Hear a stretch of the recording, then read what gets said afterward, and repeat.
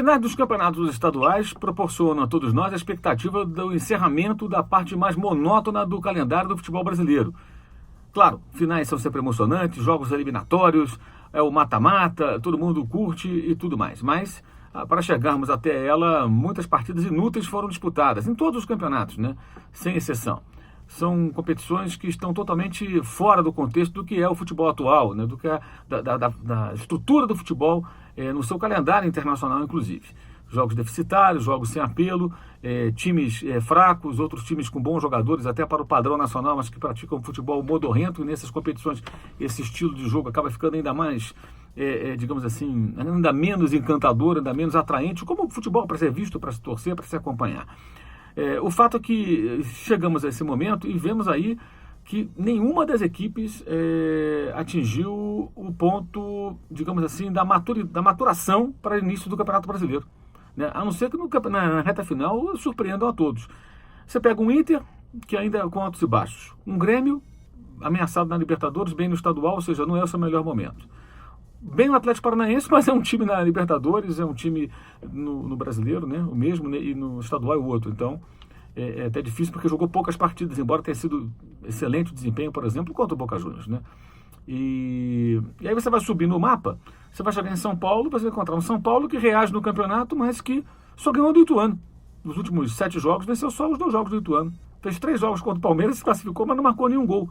Esse São Paulo já está pronto, está de fato no caminho para ser um time forte no Brasileirão? O Palmeiras nem se fala, né? Palmeiras com futebol fraquíssimo, aliás, não marcou um gol sequer nos 3 últimos jogos que disputou, 2 contra o São Paulo, 1 contra o São Lourenço, com o melhor elenco do Brasil.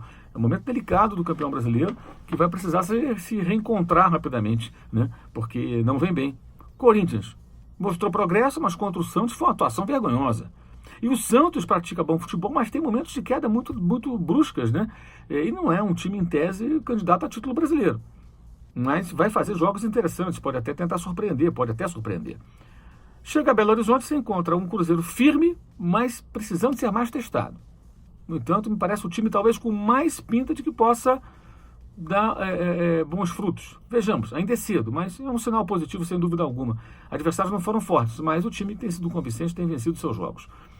E o Atlético com uma crise tremenda de relacionamento ali com a torcida, com a imprensa, às vezes com o técnico Liverpool, o time não anda, o time é irregular, não tem consistência, há muita insegurança e até muita gente que gostaria de ver uma mudança no comando técnico.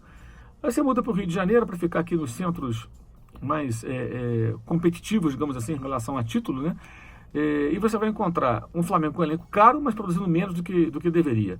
Um Vasco classificado para a final, mas com um técnico questionado e um futebol que o torcedor vascaíno já viu esse filme antes, bem no estadual e sofrendo no Brasileirão até sendo rebaixado. O Botafogo nem o final de turno chegou no Rio de Janeiro, terrível. E o Fluminense lembra um pouco o Santos numa escala menor. O elenco é mais fraco do que o santista. O estilo de jogo não é igual ao do Sampaoli, mas é um estilo também de posse de bola. O do Sampaoli não é de posse de bola apenas, é mais completo. O Fluminense tenta encontrar um caminho, o Diniz é um técnico mais jovem, amadurecendo. O trabalho é muito bom. Faz muito mais do que se poderia imaginar com aquele elenco limitadíssimo, enfraquecido em relação ao ano passado. Ano após ano, aliás, o Fluminense vem ficando mais fraco no seu elenco. E o Diniz conseguiu bons momentos, né? Decidiu a Taça Guanabara, foi o time que incomodou e muito o Flamengo durante os confrontos nesse Campeonato Carioca. Foi o principal adversário, além do Peñarol, que bateu o Flamengo na Libertadores, o principal adversário da equipe mais cara e reforçada do Rio de Janeiro. Então você não tem um time ainda como um real candidato. É um campeonato que vai se aproximando sem que a gente tenha, nesse momento ainda, aquela equipe que, olha, esse aqui é o forte candidato.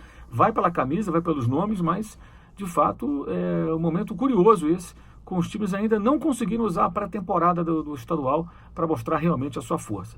Se é que eles a terão. Valeu, saudações.